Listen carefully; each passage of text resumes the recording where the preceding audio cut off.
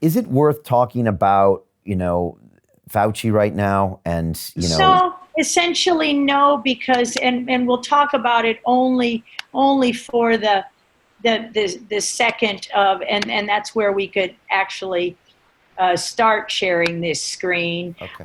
and that could be the last thing we say about Fauci right now. Okay. So this slide was probably the third slide in this slideshow, and what you see here is what you see here on the left-hand side is an invitation-only meeting.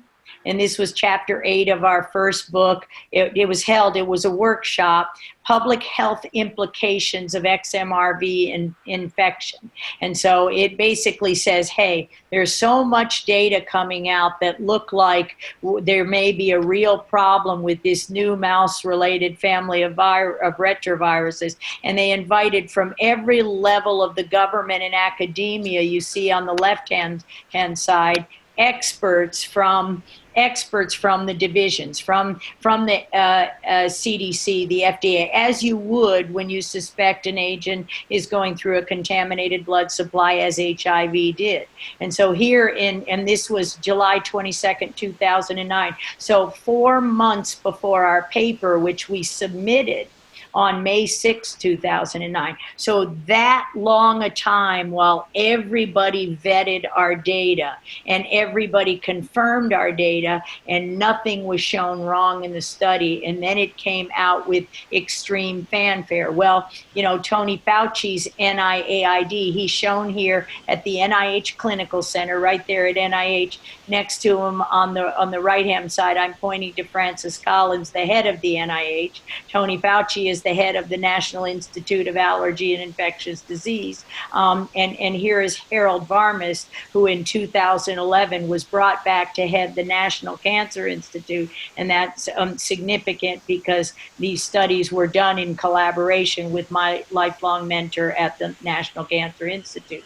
And what they're doing here with Hillary Clinton in 2011, and this, by the way, is after they shut down XMRV politically and as a hoax. So the who and the why you can only come up with that what I told you before, and that is because these are the diseases. So everything with an asterisk has been in multiple publications associated with retroviruses, including this family or closely related family strains of these retroviruses. So I said 21st century acquired endocannabinoid because they hurt our endogenous cannabinoid system and immune dysfunction, so a different kind of AIDS than HIV. And I said unintended consequences of unsafe vaccinations and schedule. So what's important about these diseases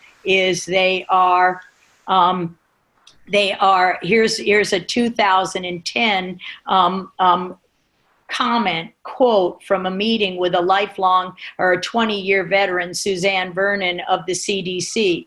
And so after that September meeting where I showed not only more disease associations and more chronic fatigue syndrome, I also showed that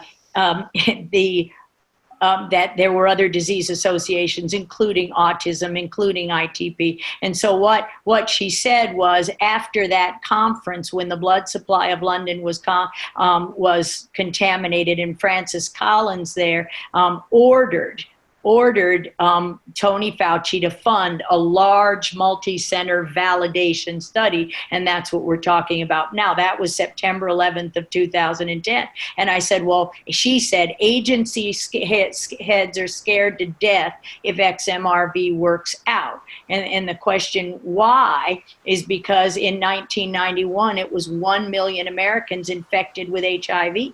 And in 2010, between 10 and 25 million Americans were infected with the XMRVs, which likely got into humans from contaminated blood and vaccines. So that's the big why. And so what are these people doing here? Well, they're giving an award to these investigators for cannabis drug development and research. I believe it's in Israel. It's certainly not in the U.S. I believe this is an Israeli researcher. I mean, they do fabulous work, but our government holds the patent since 2004 on cannabis natural plant therapies. American investigators can't do this research, and we're sending tax millions, if not tens of millions, of tax American dollars to, and these would be curative therapies for the XMRVs. So Okay. that's the who and the why. Okay, and what does that prove that they refuted? That this isn't the cover-up. This isn't that he masterminded the entire cover-up. We didn't address that there. No, and in fact, this was the group that in 2009, again, 4 months before the paper was published, heavily vetted, said, yes, this is a huge public health issue.